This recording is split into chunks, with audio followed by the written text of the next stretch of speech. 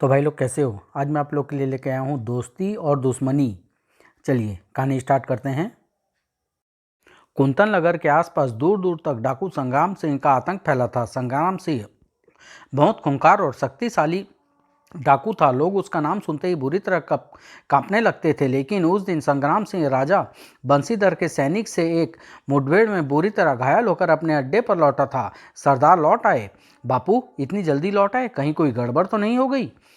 गोविंदा के पास पहुंचकर संग्राम सिंह घोड़े से नीचे उतरा ही था कि उसका पांव लड़खड़ा गए। बापू तुम्हें क्या हो गया है बापू। गोविंदा ने लपक कर संग्राम सिंह को अपने हाथों से संभाला तो उसकी दृष्टि उसकी पीठ में घुसे खंजर पर पड़ी। नहीं, ऐसा नहीं हो सकता बापू, जल्दी बोलो कि किसकी मौत आई थी जो तुम्हारी पीठ में खंजर भोंक दिया। मैं उस कुत्ते को जीवित नहीं छोड़ूंगा।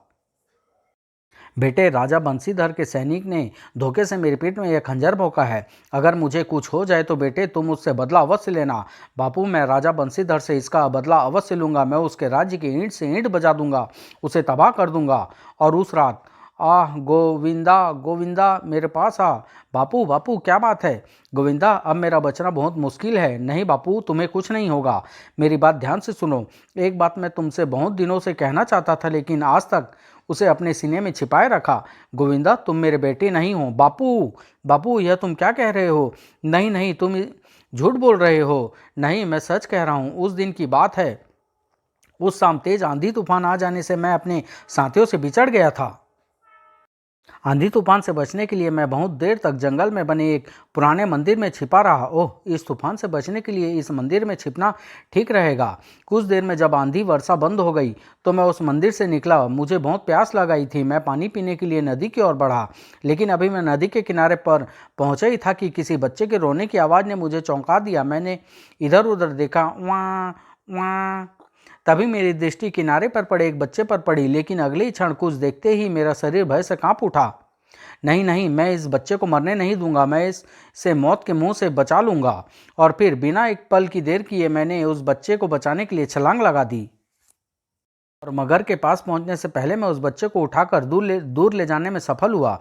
गोविंदा मेरे बेटे, वह बच्चे तुम हो। नहीं बापू, बापू कह दो यह झूठ है, झूठ है, मैं तुम्हारा ही बेटा हूँ। लेकिन अभी संग्राम सिंह आगे कुछ कहता कि उसके मुंह से एक आह निकली और उसकी गर्दन एक और लुढ़क गई। आह। बापू बापू नहीं, तुम मुझे छोड़कर नहीं जा सकते बापू। अगले दिन संग्राम सिंह का अंतिम संस्कार किया गया तो बापू, मैं तुम्हारी चिता की पवित्र अग्नि की कसम खाकर यह प्रण करता हूँ कि मैं राजा बंशीधर से तुम्हारी मृत्यु का बदला अवश्य लूंगा। डाकुओं ने गोविंदा को अपना सरदार घोषित कर दिया। गोविंदा, आज से तुम इस दल के सरदार बनाए जाते हो। अपने पिता संग्राम सिंह की तरह तुम्हें अपनी बहादुरी और साहस से सरदार का नाम ऊंचा करना है। गोविंदा सरदार की जय हो। और फिर सरदार बनते ही गोविंदा ने आसपास के गांव में कहर ढा दिया। भागो भागो, बचाओ, गोविंदा आ गया। लूट लो सबको और इस गांव को जलाकर राख कर दो। कुछ ही देर में पूरे गांव को लूट कर और आग का शोला बनाकर गोविंदा लौट गया। कुछ ही दिनों में गोविंदा का नाम खूंखार डाकू के रूप में दूर दूर तक फैल चुका था। वह जहां से भी गुजरता अपने पीछे बर्बादी के निशान छोड़ जाता था। आह बचाओ। एक दिन कुंतन नगर के राजा बंशीधर की बेटी राजकुमारी सुकीर्ति पड़ोसी राज्य मधुप नगर से लौट रही थी। उसके साथ बहुत से अंगरक्षक सैनिक थे। सुकीर्ति अपनी सहेली राजकुमारी राजश्री के विवाह में मधुपपुर गई थी। निरंजन, रथ को तीव्र गति से चलाओ, हम सूरज डूबने से पहले महल में पहुंच जाना चाहते हैं। जी राजकुमारी, मैं रथ को अधिक तीव्र गति से चलाता हूँ। राजकुमारी सुकृति के आदेश पर निरंजन ने रथ की गति अधिक तीव्र कर दी। सड़ाक सड़ाक। कुछ ही देर में सुकृति का रथ घने जंगल के बीच पहुंच गया था। वह अपनी सहेली के साथ विवाह उत्सव की यादों में खोई हुई थी। अभी उसे घने जंगल में उसका रथ कुछ ही दूर गया था कि तभी सामने से आते घुड़सवार की तेज आवाजों ने सुकृति की कल्पना को तोड़ दिया। लूट लो सबको, लूट लो, मार डालो, सैनिकों को मार डालो। ओह, डाकुओं ने हमें घेर लिया है, अब क्या होगा। डाकुओं के पास आते ही सुकृति ने अंगरक्षक सैनिक तेजी से उन पर टूट पड़े। मारो मारो मारो, आ हाय, लूट लो। कुछ ही देर में डाकुओं ने बहुत से सैनिकों को मार डाला। डाकुओं का सरदार गोविंदा राजकुमारी सुकृति के रथ के पास पहुंचा। ओह, बहुत सुंदर है राजकुमारी, हम तुम्हें मारकर तुम्हारे पिता राजा बंशीधर से अपने सरदार की मौत का बदला लेना चाहते हैं। लेकिन अब हम तुम्हें मारेंगे नहीं। तुम इतनी खूबसूरत हो कि अब हम तुमसे विवाह करेंगे। नहीं, वहीं रुक जाओ। अगर तुमने मेरे मुझे हाथ लगाया तो मैं तुम्हारे टुकड़े टुकड़े कर दूंगी। हमारा नाम गोविंदा है राजकुमारी, और हम इस जंगल के राजा हैं। हमें जो चीज़ अच्छी लगती है उसे हम ज़बरदस्ती छीन लेते हैं। और तभी गोविंदा राजकुमारी के रथ पर कूद पड़ा। नहीं, रुक जाओ, मैं कहती हूँ, आह! अब तुम्हें चंडी देवी के मंदिर में ले जाकर तुमसे विवाह करेंगे। हम अपना अंगूठा चीर कर तुम्हारी मांग भरेंगे और तुम अपना अंगूठा चीर कर हमारे माथे पर तिलक लगाओगी। नहीं, यह कभी नहीं होगा। मैं तुमसे कभी विवाह नहीं करूंगी। अगले क्षण गोविंदा ने झपट कर सुकृति को उठा लिया और घोड़े पर सवार हो गया। आह, बचाओ सरजू, तुम सबको अड्डे पर ले जाओ। हम चंडी देवी के मंदिर में राजकुमारी से विवाह करके लौटेंगे। घोड़े को तेजी से दौड़ाता हुआ गोविंदा सुकृति को लेकर नदी किनारे चंडी देवी के मंदिर में पहुंचा। नहीं नहीं, मैं मंदिर में नहीं जाऊंगी। मैं जान दे दूंगी गोविंदा, लेकिन तुमसे कभी विवाह नहीं करूंगी। अब तो वही होगा राजकुमारी जो हम चाहेंगे। हम इस जंगल के राजा हैं। उस मंदिर से कुछ दूर जंगलों में नदी किनारे बंजारों का काफिला ठहरा हुआ था। बंजारे के मुखिया सांगलू की लड़की चंदा उसी कबीले के शक्तिशाली युवक गौतम के साथ जंगल में घूम रही थी। दोनों एक दूसरे को बहुत प्यार करते थे। गौतम, मैं बुरी तरह थक गई हूँ, अब मुझसे एक कदम भी नहीं चला जा रहा। आह चंदा, तुम्हें मेरे साथ चलना है तो चलो, नहीं तो वापस लौट जाओ। मैं अकेला ही फल तोड़ लाऊंगा। लेकिन अभी गौतम मुड़कर 2-3 कदम ही चला था कि तभी मंदिर से आती किसी युवती की चीखों ने उसे चौंका दिया। बचाओ बचाओ गौतम, लगता है मंदिर के खंडहरों में कोई युवती किसी संकट में फंसी है। हाँ चंदा, हमें तुरंत उसकी सहायता करनी चाहिए। और फिर दोनों मंदिर की ओर दौड़ पड़े। तेजी से दौड़ते हुए दोनों मंदिर के अंदर पहुंचे, जहां चंडी देवी की मूर्ति के आगे गोविंदा सुकृति से जबरदस्ती विवाह कर रहा था। कौन हो तुम? छोड़ दो इस लड़की को, नहीं तो मैं तुम्हारे टुकड़े टुकड़े कर दूंगा। भाग जाओ यहाँ से, नहीं तो मैं तुम दोनों की लाशें जंगल के जानवरों को खिला दूंगा। मेरा नाम गोविंदा है। गोविंदा डाकू? तभी गौतम ने इधर उधर देखा और दीवार में लगे एक त्रिशूल को खींच लिया। गीदड़ की मौत आती है तो शेर को ललकारता है। कुत्ते, आज तेरी मौत तुझे इस मंदिर में ले आई है। गीदड़ कौन है कुत्ते, तुझे अभी पता चल जाएगा। तेजी से आगे बढ़कर गौतम ने गोविंदा पर प्रहार किया। खन खन। दोनों भयंकर शेरों की तरह एक दूसरे से लड़ रहे थे। खाट खाट खाट खाट खटाक खट। ओह, लगता है गोविंदा से गौतम जीत नहीं पाएगा। मुझे दौड़कर अपने कुछ लोगों को बुला लाना चाहिए। यह सोचती ही चंदा बाहर की ओर दौड़ पड़ी और दोनों लड़ते लड़ते मंदिर के बाहर निकल आए थे। कुछ ही देर में चंदा अपने लोगों को बुला लाई। हम आ रहे हैं गौतम। गौतम, ओह, अपनी सहायता के लिए अपने लोगों को बुलवा लिया। कोई बात नहीं, आज तो मैं जा रहा हूँ, लेकिन अगली बार इस राजकुमारी को मेरे हाथों से कोई नहीं बचा सकेगा। गोविंदा जल्दी से अपने घोड़े पर सवार हो तेजी से भाग निकला। सब लोग गौतम के पास पहुंचे। गौतम, तुम्हें चोट तो नहीं लगी? गौतम, तुम ठीक तो हो ना? मैं बिल्कुल ठीक हूँ चंदा, तुम उस राजकुमारी को देखो, उसे कहीं चोट तो नहीं लगी है? तभी सुकृति गौतम के निकट आई। तुम्हें कहीं चोट तो नहीं लगी गौतम? ओह, तुमने मेरे लिए अपने प्राण संकट में डाल दिए।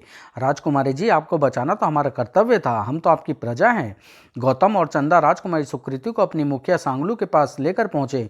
उन्होंने मुखिया को सारी कहानी सुनाई तो उसने कहा, गौतम, तुम अपने कुछ लोगों को साथ ले जाकर राजकुमारी जी को महल में पहुंचाओ। गौतम अपने कबीले के लोगों के साथ राजकुमारी सुकृति को लेकर महल में गया। माँ, पिताजी, सुकृति बेटी, तू आ गई? तू ठीक तो है ना? मैंने तेरी खोज में बहुत से सैनिकों को भेजा था, लेकिन सब निराश लौट आए। बेटी सुकृति, मेरी बच्ची। पिताजी, मैं बिल्कुल ठीक हूँ। डाकू गोविंदा हमारे सैनिकों को मारकर मुझे उठाकर ले गया था, लेकिन इस वीर युवक ने उससे लड़कर मुझे छुड़ा लिया है। शाबाश युवक, क्या नाम है तुम्हारा? हम तुम्हें बहुत पुरस्कार देंगे। महाराज, मेरा नाम गौतम है और यह सब हमारे कबीले के लोग हैं। सेनापति धनंजय, इन लोगों को खूब आदर सत्कार किया जाए और लौट कर जाने पर इन्हें पुरस्कार दिया जाए। जी महाराज। और फिर आओ बेटी, तुम बहुत थक रही होगी, चलो कुछ खा पीकर अपने शयन कक्ष में विश्राम करो। अभी सुकृति गौतम से कुछ कह पाती कि राजा उसका हाथ पकड़कर दूसरी ओर ले गया। गौतम महल से अपनी बस्ती में लौट आया था, लेकिन उसे रह रहकर राजकुमारी के व्यवहार पर बहुत गुस्सा आ रहा था। मैंने उसके लिए अपने प्राणों को संकट में डाल दिया। महल में पहुंचकर उसने मुझसे बात तक नहीं की। अब मैं किसी की सहायता नहीं करूंगा। अभी गौतम यह सोच ही रहा था कि तभी उसे किसी रथ के आने की आवाज़ सुनाई दी। जंगल में यह रथ क्यों आ रहा है? कौन हो सकता है इसमें? तेजी से चलकर आता रथ कुछ देर में गौतम के पास आकर रुका तो वह चौंक पड़ा। राजकुमारी जी, आप इस घने जंगल में? मैं तुमसे मिलने आई हूँ गौतम। राजकुमारी रथ से उतर गौतम के पास आई। आप मुझसे मिलने आई हैं? यदि आपने संदेश भेज दिया होता तो मैं स्वयं महल में पहुंच जाता। गौतम, मैं तुमसे क्षमा मांगने आई हूँ। उस दिन अपने पिताजी के कारण मैं तुम्हें धन्यवाद भी नहीं दे सकी। यह आप क्या कह रही हैं राजकुमारी जी? मैं ठीक कह रही हूँ गौतम, सचमुच तुम बहुत अच्छे हो, बहुत शक्तिशाली हो। सच राजकुमारी जी? हाँ गौतम, मैं उस दिन से तुम्हारे बारे में ही सोच रही हूँ। गौतम, मैं तुमसे प्यार करने लगी हूँ। क्या तुम राजकुमारी, मैं एक गरीब बन जा रहा हूँ और आप राजकुमारी, हम दोनों का इस तरह प्यार करना क्या संभव है? सब संभव है गौतम, मैं ऊंच नीच की इस दीवार को तोड़ दूंगी। फिर भी मुझे यह संभव नहीं लग रहा, मुझे तो यह सपना सा लगता है। सपने ही सच्चाई बनते हैं गौतम। अरे हाँ, एक बात तो मैं तुम्हें बताना ही भूल गई। प्रतिवर्ष हमारे नगर में वार्षिकोत्सव मनाया जाता है, उसमें परमवीर पुरुष को चयन किया जाता है। तुम उसमें अवश्य आना गौतम। गौतम ने वार्षिकोत्सव में जाने का वायदा किया तो सुकृति लौट गई। उधर अपने अड्डे पर गोविंदा भी अपने साथियों के साथ वार्षिकोत्सव में जाने की योजना बना रहा था। साथियों, कुंतन नगर के वार्षिक उत्सव में परमवीर पुरुष की प्रतियोगिता होगी। हम सब वेश बदल कर उत्सव में जाएंगे। मैं उस प्रतियोगिता में भाग लेकर सबको पराजित करूंगा। जब राजा बंशीधर मुझे पुरस्कार देगा तो उसकी बेटी राजकुमारी सुकृति भी अवश्य ही पास खड़ी होगी। मैं उसकी गर्दन पर तलवार रखकर उसे जबरदस्ती उठा लाऊंगा। राजकुमारी के मारे जाने के डर से कई सैनिक आगे नहीं आएंगे। हाँ सरदार, बस एक बार वह राजकुमारी हमारे हाथ आ जाए तो फिर हम राजा बंशीधर को अपनी उंगलियों पर नचा सकेंगे। नहीं, मैं उस राजकुमारी से विवाह करूंगा। अगर उस दिन वह युवक चंदी देवी के मंदिर में नहीं आया होता तो मैं उस राजकुमारी से विवाह कर चुका होता। ठीक है सरदार, परसों वार्षिकोत्सव शुरू होगा, तब तक हम अपनी तैयारी पूरी कर लेते हैं। और फिर एक दिन वेश परिवर्तित करके गोविंदा ने अपने साथियों के साथ कुंतलपुर की ओर प्रस्थान किया।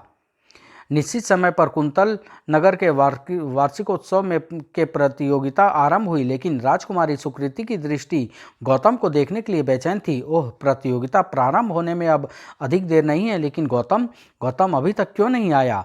तभी महामंत्री के संकेत पर एक सैनिक ने शंख बजाकर प्रतियोगिता प्रारंभ किए जाने की सूचना दी। फिर महामंत्री की घोषणा के बाद दो प्रतियोगी नवयुवक मैदान में पहुंचे। दोनों के बीच खूब घमासान युद्ध हुआ। अनेक प्रतियोगी उस मैदान में आए, कुछ ही देर विद्युत गति से एक दूसरे से युद्ध किया और फिर परास्त होकर लौट गए। कुछ देर के बाद बदले हुए रूप में गोविंदा मैदान में आया। गोविंदा की शक्ति और फुर्ती देखते ही बनती थी। एक के बाद एक अनेक प्रतियोगी आए, लेकिन गोविंदा को परास्त नहीं कर सके। मुझसे कोई नहीं जीत सकता। अभी महामंत्री गोविंदा को परम वीर पुरुष प्रतियोगिता में विजेता घोषित करने जा रहे थे कि तभी, ठहरिए महामंत्री जी, अभी मुझे इस विजेता से युद्ध करना है। मुझे पराजित करने के बाद ही यह परमवीर पुरुष बन सकता है।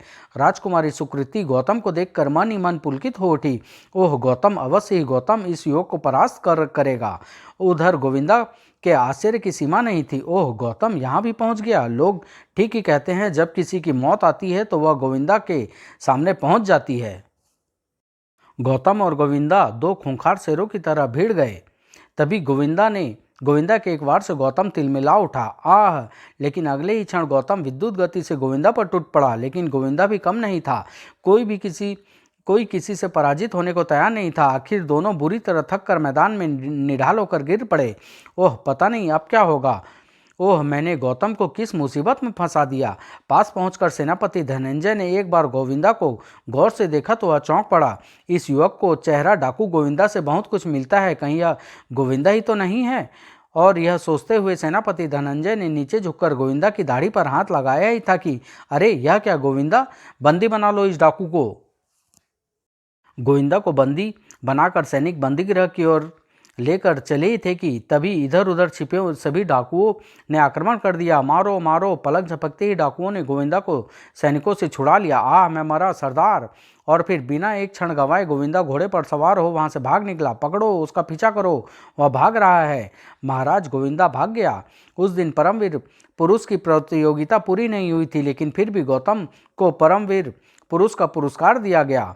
भाइयों, प्रतियोगिता के बीच में व्यवधान के लिए क्षमा करें। इस वर्ष परमवीर पुरुष का पुरस्कार बंजारा युवक गौतम को दिया जाएगा। और जब गौतम को परमवीर पुरस्कार दिया जा रहा था, भले ही परमवीर पुरुष का पुरस्कार मुझे दिया जा रहा है, लेकिन मैं जब तक गोविंदा को पकड़ नहीं लूंगा, मैं इस सम्मान को अधिकारी नहीं होऊंगा। पुरस्कार देने के बाद गौतम, हमारी परंपरा के अनुसार आज तुम्हें विशिष्ट अतिथि के रूप में महल में रहना होगा। उस रात महल में अतिथि के रूप में रहकर अगले दिन गौतम वापस लौटा तो सुकृति स्वयं उसे छोड़ने आई थी। राजकुमारी, बहुत देर हो चुकी है, अब तुम लौट जाओ। गौतम, मैं जा रही हूँ, लेकिन मेरी बात याद रखना, मैं बसंतपुर बसंतपुर के मेले में आऊँगी, तुम भी अवश्य आना। कुछ ही दूर रथ की ओर चलकर सुकृति फिर रुक कर खड़ी हो गई। रुक क्यों गई राजकुमारी? गौतम, तुम्हें छोड़कर जाने का मन नहीं करता। मैं तो चाहती हूँ कि हर समय तुम्हारे साथ ही रहूँ। राजकुमारी, मैं तो ऐसा सपने में भी नहीं देख सकता कि जो कभी पूरा ना हो सके, लेकिन मेरा सपना अवश्य पूरा होगा। मैं पिताजी से सब कुछ कह दूंगी, वह मेरी बात अवश्य मानेंगे और फिर हम दोनों हमेशा एक साथ रहेंगे। सुकृति रथ पर सवार होकर चली गई। गौतम उसे बड़ी देर तक देखता रहा। अभी सुकृति का रथ गौतम की आंखों से ओझल हुआ ही था कि राजकुमारी चली गई और तुम्हें अकेला छोड़ गई। ओहो, बहुत बेवफा निकली राजकुमारी। चंदा, तुम कब आई? जब तुम राजकुमारी से प्यार की बातें कर रहे थे गौतम। तुम बंजारे कबीले में रहते हो और तुम्हें कबीले की परंपरा के अनुसार कबीले में ही विवाह करना पड़ेगा। गौतम कुछ नहीं बोला और चंदा के साथ लौट आया। उस दिन वापस लौटते ही चंदा ने अपने बापू को राजकुमारी और गौतम की सारी कहानी सुना दी। गौतम, तुमने बंजारा कबीले में रहते हुए हमारे नियम को तोड़ा है। तुम जानते हो कि बंजारों की लड़की या लड़के बाहर किसी से विवाह नहीं कर सकते, लेकिन मैं इस कबीले का नहीं हूँ। मेरा जन्म इस कबीले में नहीं हुआ है। आप ही ने एक बार कहा था कि आप मुझे जंगल में एक जंगली हाथी से बचाकर उठा लाए थे। गौतम वहां से चलने लगा तो मुखिया सांगलू ने फिर कहा, मैं कुछ नहीं जानता गौतम। बसंतपुर के मेले के बाद पूर्णिमा की रात को हम चंदा से तुम्हारा विवाह करेंगे। तुम्हें चंदा से विवाह करना होगा। अब देखूंगी यह राजकुमारी से कैसे विवाह करेगा। और गौतम बिना कुछ बोले वहां से चल दिया। कुछ दिनों बाद पूरे बंजारा कबीले ने बसंतपुर के मेले के लिए प्रस्थान किया। उसी रात कबीले की लड़कियों ने बसंतपुर के मंदिर में वासंतिका देवी की पूजा करके उनके सामने सामूहिक नृत्य प्रस्तुत किया। देवी हमारी कल्याणी इधर चंदा नृत्य में व्यस्त थी। उधर मेले की भीड़ में गौतम राजकुमारी को ढूंढ रहा था। ओह, इतनी देर हो गई राजकुमारी को खोजते हुए, लेकिन अभी तक उसकी एक झलक भी कहीं दिखाई नहीं दी। बहुत देर तक गौतम मेले में राजकुमारी को ढूंढता रहा और फिर निराश होकर वह वापस लौट पड़ा। अभी वह कुछ ही दूर चला था कि किसी ने उसे आवाज दी, गौतम रुको गौतम। लेकिन गौतम ने मुड़कर देखा तो बस देखता रह गया। कौन हो तुम और मेरा नाम कैसे जानती हो? ओह गौतम, तुमने मुझे पहचाना नहीं। मैं सुकृति हूँ। सुकृति तुम? लेकिन तुमने अपना वेश क्यों परिवर्तित कर रखा है? ओह, तुम इतना भी नहीं समझ रहे। मैं राजकुमारी हूँ और कोई राजकुमारी मेले में अकेले कैसे घूम सकती है? उस दिन सुकृति और गौतम बहुत देर तक मेले में घूमते रहे। अगले दिन देवी के मंदिर में फिर मिलने की बात कहकर सुकृति चली गई। दूसरे दिन गौतम और सुकृति मंदिर में मिले। अचानक चंदा भी वहां पहुंच गई थी। देवी वासुंतकी, मुझे आशीर्वाद दो और मैं और गौतम कभी अलग ना हो सके। ओह, तो यह बात है। ओह, तो बात यहाँ तक आ पहुंची है, लेकिन मैं गौतम को किसी दूसरे का कभी नहीं होने दूंगी। चंदा चुपके से मंदिर से निकलकर अपने डेरे की ओर चल पड़ी। अभी वह कुछ ही दूर गई थी कि अरे गोविंदा इस मेले में। लेकिन अभी गोविंदा कुछ कदम आगे बढ़ता कि चंदा तेजी से उसके पास पहुंची। गोविंदा, मेले में अकेले घूम रहे हो? मुझे पहचाना नहीं? तुम वही लड़की हो ना जो उस दिन चंडी देवी के मंदिर में मिली थी और राजकुमारी को बचा लिया था? हाँ, मैं वही लड़की हूँ, लेकिन तुम चाहो तो वह राजकुमारी आज फिर तुम्हारे हाथ में आ सकती है। इसी मेले में राजकुमारी और इस मेले में यह कैसे संभव हो सकता है? और फिर मेले की भीड़ से गोविंदा को एक ओर ले जाकर चंदा ने उसे सारी कहानी सुना दी। चंदा, यदि मैं आज राजकुमारी को उठाकर ले जाने में सफल हुआ तो तुम्हें बेशुमार धन दूंगा। तुम नगर के बाहर पुरानी मंदिर के पीछे मेरी प्रतीक्षा करना। मुझे धन नहीं चाहिए गोविंदा, मैं तो राजकुमारी की गौतम से अलग करना चाहती हूँ। गोविंदा तेजी से वहाँ से चला गया और फिर गोविंदा के भीड़ में ओझल होते ही चंदा अपने डेरे की ओर लौट पड़ी। अब राजकुमारी को गोविंदा के हाथों से कोई नहीं बचा सकेगा। उसी दिन गोविंदा ने राजकुमारी का अपहरण कर लिया था। गौतम अपने तंबू में बैठा राजकुमारी के ख्यालों में खोया हुआ था कि चंदा ने प्रवेश किया। आह चंदा, क्या हुआ तुम्हें और तुम्हारे पेट में यह खंजर? चंदा, किसने किया यह? जल्दी बोलो चंदा, मैं उसका खून पी जाऊंगा। गौतम, मेरे पास समय नहीं है। गोविंदा, राजकुमारी को। आह गोविंदा, क्या हुआ राजकुमारी को? गोविंदा, राजकुमारी को उठाकर ले गया है, उसे बचा लो गौतम। वह तुम्हें भी उठाकर ले जाना चाहता था, लेकिन मैंने तुम्हारा पता नहीं बताया तो। आह चंदा, मैं गोविंदा को जिंदा नहीं छोड़ूंगा। गोविंदा अब मेरे हाथों से बच नहीं सकेगा, कभी नहीं। चंदा मर चुकी थी। कुछ ही देर में कबीले के बहुत से लोग उस तंबू में पहुंच गए थे। गौतम अपने घोड़े पर सवार होकर निकल पड़ा। गौतम बहुत दूर दूर तक गोविंदा की तलाशों में भटकता रहा, लेकिन उसे गोविंदा का कुछ पता नहीं चला। एक दिन गौतम एक गांव में पहुंचा। इस गांव में चलकर देखता हूँ, शायद किसी से गोविंदा को कुछ पता चल जाए। गौतम गांव में गौतम की दृष्टि एक लोहार की दुकान पर पड़ी। लोहार की दुकान याद आया, बहुत दिनों से तलवार पर धार नहीं लगी है, क्यों न इससे धार लगवा लूं, गोविंदा से लड़ने में बहुत काम आएगी। यह सोचकर गौतम लोहार के पास पहुंचा। गौतम ने उसे लोहार से अपनी तलवार पर धार लगवाई। अरे, यह भी कोई धार लगाई है, इससे तो गाजर मूली भी नहीं कटेगी। गौतम की बात सुनकर लोहार उसे घूर कर देखता हुआ बोला, तुमने कभी तलवार भी चलाई है नौजवान?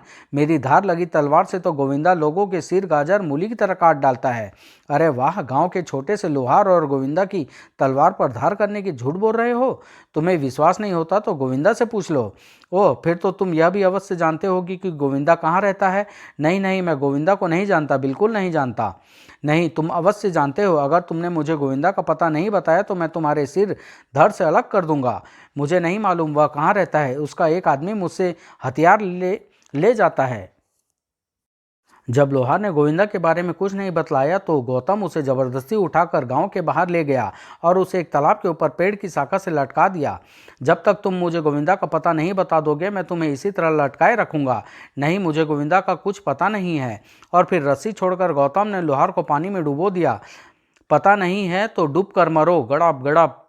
जब 2-3 बार गौतम ने लोहार को पानी में डुबाया तो वह घबरा कर बोला, बताता हूँ, पहले मुझे इस रस्सी से अलग करो। और जब गौतम ने उस लोहार को रस्सी से अलग कर दिया तो उसने बताया, कल मैं गोविंदा के लिए हथियार लेकर उसके अड्डे पर जाऊंगा। ठीक है, अब तुम्हें वहां जाने की जरूरत नहीं, वह हथियार मैं लेकर जाऊंगा। अगले दिन लोहार के हथियार बैलगाड़ी में भरकर गौतम गोविंदा के अड्डे की ओर चल दिया। और जब गौतम गोविंदा के अड्डे पर पहुंच गया, ठहरो, कौन हो तुम? इस गाड़ी में क्या भरा हुआ है? मुझे दीना लोहार ने हथियार लेकर भेजा है। दीना लोहार ने भेजा है? लेकिन हर बार तो स्वयं हथियार लेकर आता था, इस बार वह क्यों नहीं आया? अचानक वह बुरी तरह बीमार पड़ गया, इसलिए मुझे भेजा है। अच्छा ठीक है, तुम गाड़ी को अंदर ले जाकर हथियार उतार दो। बैलगाड़ी से हथियार उतारते समय जब गौतम को यह पता चल गया कि वहाँ केवल 5 ही डाकू है तो वह उन डाकुओं पर टूट पड़ा। हाय, मारो मारो, आह! पलक झपकते ही गौतम उन 5 डाकुओं को मारकर उन खंडहरों में राजकुमारी को सुकृति को ढूंढने लगा। जल्दी वह उस जगह पहुंच गया जहां राजकुमारी को बंदी बनाकर रखा गया था। सुकृति, सुकृति, मैं गौतम हूँ। ओह गौतम, तुम आ गए, मुझे बचा लो गौतम, नहीं तो गोविंदा मुझे मार डालेगा। कुछ पल ठहरो सुकृति, दरवाजे पर ताला लगा है, मैं अभी ताला तोड़कर तुम्हें बाहर निकालता हूँ। और अभी भारी पत्थर से गौतम ने ताला तोड़ना शुरू किया। खटाक! कुछ ही देर में राजकुमारी बाहर आ चुकी थी। गौतम, तुमने मुझे बचा लिया, तुम कितने अच्छे हो। सुकृति, समय नष्ट न करो, जल्दी यहाँ से भाग चलो, को गोविंदा किसी भी समय यहाँ आ सकता है। अगले क्षण दोनों उस अड्डे से भाग निकले। उधर जब गोविंदा लूट मार करके अपने साथियों के साथ अपने अड्डे पर पहुंचा तो मरे हुए डाकू को देखकर बुरी तरह चौंक पड़ा। सरदार, एक आदमी हथियार लेकर आया था और हम सबको बुरी तरह घायल करके राजकुमारी को लेकर भाग गया। आह! राजकुमारी को लेकर भाग गया? फिर तो अवश्य ही गौतम होगा, अभी वह ज्यादा दूर नहीं गया होगा, चलो उसका पीछा करो। और फिर एक पल की देर किए बिना गोविंदा गौतम और राजकुमारी की तलाश में निकल पड़ा। घने जंगल में गोविंदा अपने साथियों के साथ तेजी से दौड़ा जा रहा था। जल्दी चलो, वह कहीं जंगल में छिपे होंगे। बहुत दूर तक जंगल में ढूंढने पर भी जब वे दोनों नहीं मिले तो इसका मतलब वह पास के किसी गांव में जाकर छिप गए हैं। उधर पास के गांव में गौतम एक घर का दरवाजा खटखटा रहा था। कौन हो तुम? इतनी रात गए कहाँ से आ रहे हो? माँ, हमारे पीछे डाकू लगे हैं, हमें अपने घर में छिपा लो। ओह डाकू, जल्दी से अंदर आ जाओ। दोनों को अंदर बुलाकर उसने तुरंत दरवाजा बंद कर लिया। अभी उन दोनों को बूढ़ी औरत के घर में छिपे हुए कुछ ही देर हुई थी कि गोविंदा उस गांव में पहुंच गया और उसने लोगों को मारना शुरू कर दिया। जल्दी बोलो, वह दोनों कहाँ छिपे हैं? सच मुझे नहीं पता। आह, जल्दी बताओ उन दोनों को कहाँ छिपाया है, नहीं तो किसी को जिंदा नहीं छोड़ूंगा, गांव को आग लगा दूंगा। मुझे नहीं मालूम, मुझे छोड़ दो। सुकृति, मैं इन निर्दोष लोगों को मरते हुए नहीं देख सकता, मैं बाहर जाकर गोविंदा से युद्ध करूंगा, मैं इस कुत्ते को जिंदा नहीं छोड़ूंगा। अगले क्षण गौतम उस घर से बाहर निकला और तेजी से दौड़ता हुआ गोविंदा के सामने पहुंच गया। रुक जाओ गोविंदा, मैं तुम्हें इन गरीब निर्दोषों का खून नहीं बहाने दूंगा, आज तुमसे इन सब का बदला लूंगा। अच्छा हुआ जो तू खुद बाहर निकल आया, नहीं तो सारे गांव वाले को बेकार में मारे जाते। गोविंदा की बात पूरी होने से पहले ही गौतम ने उस पर आक्रमण कर दिया। कुछ ही देर में दोनों लहूलुहान हो चुके थे। गोविंदा ने गौतम के कंधे पर एक तेज प्रहार किया। अरे, नाक का निशान! अगले ही क्षण गौतम ने तेज प्रहार से गोविंदा अपने आप को नहीं बचा सका, वैसा ही नाक का निशान। अगले ही क्षण उन दोनों में से कोई प्रहार करता कि बूढ़ी औरत कूद कर उन दोनों के बीच खड़ी हो गई। ए बुढ़िया, मेरे आगे से हट जा, नहीं तो तेरे टुकड़े टुकड़े कर दूंगा। कर दो मेरे टुकड़े टुकड़े, लेकिन मैं तुम दोनों भाइयों को आपस में नहीं लड़ने दूंगी। हम दोनों भाई हैं? नहीं, तू झूठ बोलती है। हम दोनों तो एक दूसरे को दुश्मन हैं, जानी दुश्मन। मैं सच कहती हूँ, तुम दोनों सगे भाई हो। यह देखो, तुम दोनों की बाहों पर नागों का निशान बने हैं। तुम दोनों बचपन में अलग हो गए थे। हाँ, हम दोनों की बाहों पर नाग के निशान हैं, लेकिन तुम कैसे जानती हो कि हम दोनों बचपन में अलग हो गए थे? मैं सब बताऊंगी, लेकिन पहले तुम अपनी तलवारें नीचे रख करो। लगभग 20 वर्ष पहले की बात है। कुंतल नगर में राजा कुंती भोज का शासन था। उसके राज्य में सब लोग बहुत सुखी थे। राजा कुंती भोज की पत्नी वसुंधरा प्रतिदिन नाग मंदिर में पूजा करने जाती थी। उसने अभी कोई संतान नहीं थी। महाराज, मैं मंदिर में पूजा करने के लिए जा रही हूँ, लेकिन आप तो अभी तक तैयार नहीं हुए। ओह, मैं राजकाज में उलझ गया था, बस अभी तैयार हो जाता हूँ। नागराज की अनुकंपा से रानी के 2 पुत्र हुए। उन दोनों के जन्म का समारोह बहुत धूमधाम से मनाया गया था। सेनापति बंशीधर ने बहुत पहले से राजा, रानी और उसके पुत्रों की हत्या का षड्यंत्र रच रखा था। समारोह के बीच उसके सैनिकों ने राजा पर आक्रमण कर दिया। ओह सेनापति, तुमने हमारे साथ विश्वासघात किया। मारो, हाय खच। राजा कुंती भोज के मरते ही सेनापति बंशीधर ने अपने को कुंतल नगर का राजा घोषित कर दिया। हा हा हा, आज से कुंतल नगर का राजा मैं हूँ।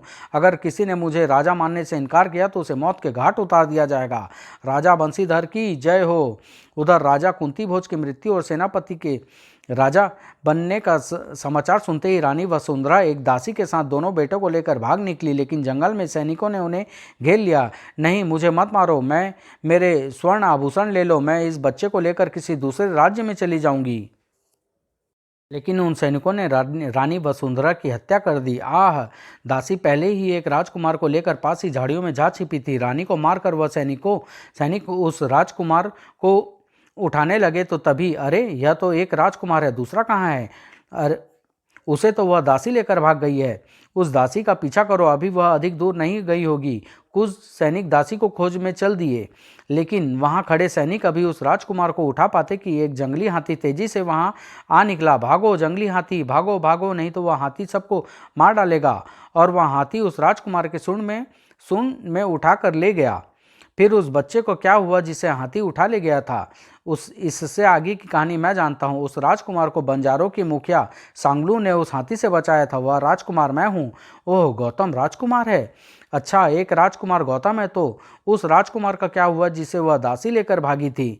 उसकी कहानी भी तुम्हें सुनाती हूँ। वह दासी एक राजकुमार को लेकर भागी, लेकिन सैनिकों की नज़रों से न बच सकी। वह दासी बच्चे को लेकर नदी में कूद पड़ी और तैरकर उस पार जाने लगी। अरे, वह दासी भाग रही है, उसे तीर चलाकर मार दो। दोनों दासी मरेगी तो राजकुमार अपने आप मर जाएगा। तभी एक सैनिक ने तीर चलाया, दासी को घायल कर दिया। राजकुमार उसके हाथ से छूट गया। आह, ओह, इससे आगे की कहानी मुझे मालूम है। सरदार संग्राम सिंह ने दूसरे राजकुमार को नदी के किनारे से मगरमच्छ से बचाया था। वह मैं हूँ। गोविंदा मेरा भाई है। अरे, हमारा सरदार राजकुमार है। यह सच है कि हम दोनों बचपन में बिछड़े हुए राजकुमार हैं, लेकिन तुम यह सब कैसे जानती हो? बेटे, मैं वही अभागी दासी हूँ जिसे नदी में तैरते समय सैनिकों ने तीर मारा था, लेकिन मैं मरी नहीं, किसी तरह तैरकर किनारे पहुँच गई। भैया, अब तक लोगों ने हमारी दुश्मनी देखी है, लेकिन अब लोग हमारी दोस्ती देखेंगे। हाँ, हम दोनों मिलकर राजा बंशीधर से अपना माता पिता का हत्या का बदला लेंगे। अरे, यह तो मेरे माता पिता से बदला लेना चाहते हैं। मुझे यहाँ से भाग जाना चाहिए, कहीं ये मुझे ना मार डाले। अभी सुकृति कुछ कदम ही चली थी कि पीछे से गौतम ने उसके कंधे पर हाथ रखा। सुकृति, कहाँ जा रही हो? रुक जाओ। नहीं नहीं, मुझे छोड़ दो। मेरे पिता को बदला मुझसे न लो, मुझे जाने दो। गौतम, सुकृति, हम तुमसे नहीं, तुम्हारे पिता राजा बंशीधर से बदला लेना है। तुम चाहो तो महल में जा सकती हो। गौतम, मैं महल में नहीं जाना चाहती, मुझे अपने पिता से घृणा हो रही है। मैं तुम सबके साथ रहना चाहती हूँ। लेकिन गौतम के समझाने से सुकृति महल में चली गई। फिर कुछ दिनों बाद गौतम और गोविंदा ने भारी तैयारी के साथ कुंतल नगर पर आक्रमण कर दिया। दोनों राजकुमारों का पता चलने पर कुंतल नगर के लोग उसके साथ मिल गए थे। उधर महल में जब राजा बंशीधर को गौतम गोविंदा के बारे में पता चला तो, ओह राजा, कुंती भोज के दोनों सपोले राजकुमार अभी जीवित हैं और हम पर आक्रमण करना चाहते हैं। सेनापति, भारी सेना के साथ उन दोनों सपोलों को फन कुचल डालो। तभी राजकुमारी सुकृति वहां आई। पिताजी, गौतम गोविंदा से युद्ध करने से कोई लाभ नहीं, आपको यह राजगद्दी उन्हें सौंप देनी चाहिए, वही इसके के वास्तविक अधिकारी हैं। सुकृति, तुम हमारी बेटी होकर शत्रु का पक्ष ले रही हो। अगर कोई दूसरा होता तो उसकी जुबान ही काट लेते। पिताजी, आप चाहे तो मेरी जुबान भी काट ले, लेकिन आप देश के लाखों लोगों का आवाज़ बंद नहीं कर सकते। आपको यह राजगद्दी छोड़नी पड़ेगी। चुप रहो, वरना हम सचमुच तुम्हें सजा देने में बिल्कुल संकोच नहीं करेंगे। पिताजी, आप मुझे मृत्यु दंड भी दे देंगे तो मेरी जुबान बंद नहीं होगी। मेरी मृत्यु के बाद राजमहल की दीवारें, यह धरती, यह आकाश चीख चीख कर कहेगा, राजगद्दी छोड़ दो, छोड़ दो। सुकृति, हमने तुम्हारे संबंध में गुप्तचरों से जो कुछ सुना था वह सच निकला। तुम्हें गौतम गोविंदा के साथ देने का दंड मिलेगा। सेनापति, राजकुमारी को इसके शयन कक्ष में बंदी बनाकर रखा जाए। पिताजी, मुझे बंदी बनाकर भी आप महल की ओर बढ़ते हुए तूफान को नहीं रोक सकेंगे। तूफान से इस महल की ईंट ईंट बिखर जाएगी। उधर गौतम गोविंदा ने महल में के मुख्य द्वार को तोड़ना शुरू कर दिया और कुछ ही देर में मुख्य द्वार को तोड़कर महल में प्रवेश किया। और फिर गौतम गोविंदा ने राजा बंशीधर के सैनिकों को गाजर मूली की तरह काटते हुए महल में प्रवेश किया। भागो, हाय, बचाओ! सैनिकों की चीख पुकार सुनकर राजा बंशीधर उनके सामने पहुंच गया। गौतम, तुम इन सैनिकों को संभालो, मैं बंशीधर को देखता हूं। मारो, मारो, हाय! गोविंदा तेजी से राजा बंशीधर की ओर बढ़ा और उसके पास पहुंचते ही वह बिजली की तरह झपट पड़ा और अंत में गोविंदा ने राजा बंशीधर को मार दिया। आह! लेकिन तभी उसकी दृष्टि एक सैनिक पर पड़ी जो गौतम को अपने भाले का निशाना बना रहा था। गोविंदा तेजी से उछला और गौतम की तरफ बढ़ते भाले को उसने अपने सीने पर रोक लिया। गौतम, आह भैया! तेजी से दौड़कर गौतम ने गोविंदा को सहारा दिया। भैया, तुमने मुझे बचाने के लिए यह क्या किया? तुम मुझे इस तरह अकेला छोड़कर नहीं जा सकते। गौतम, मैंने अनजाने में तुम्हारे साथ बहुत अन्याय किया है। उस अन्याय का एक यही प्रायश्चित हो सकता है। सुकृति, मुझे क्षमा कर देना। आह! और गोविंदा की गर्दन एक और लुढ़क गई। कुछ दिनों बाद राजकुमारी सुकृति और गौतम का विवाह हो गया और फिर कुंतल नगर के लोगों ने गौतम को राजगद्दी पर बैठा दिया। महाराज गौतम की जय हो। समाप्त।